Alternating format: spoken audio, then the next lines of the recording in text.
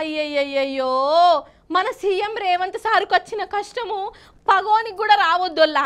Sir మీద ఇప్పుడు చాలా మంది జాలి దయ కరుణ చూయించుకుంటా రందివడకు బెంగటిల్లకు అని అనుకుంటా ఓదార్పులు కూడా వేస్తానరట. ఎందుకంటారా, సారు అమెరికా టూర్ వేసే కదా, ఇక ఆ టూర్ ఎట్లా నడిచిందో లోకమంతా చెప్పుకుంటూనే ఉన్నది.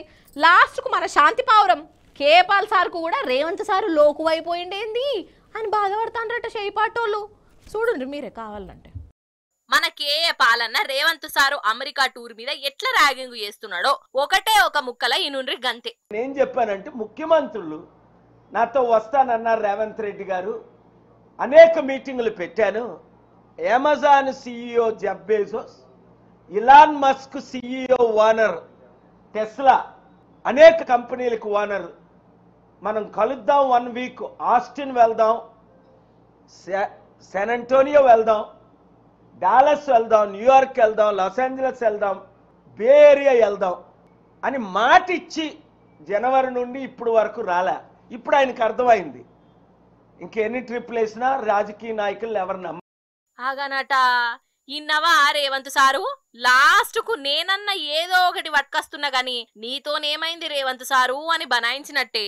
అంటే లాస్ట్ కు మన సీఎం సారు ఈ అమెరికా టూర్ తోని కేఏ పాల్కు కూడా లోకువైపోయే అని కారడమాడుతున్నారు వాళ్ళ.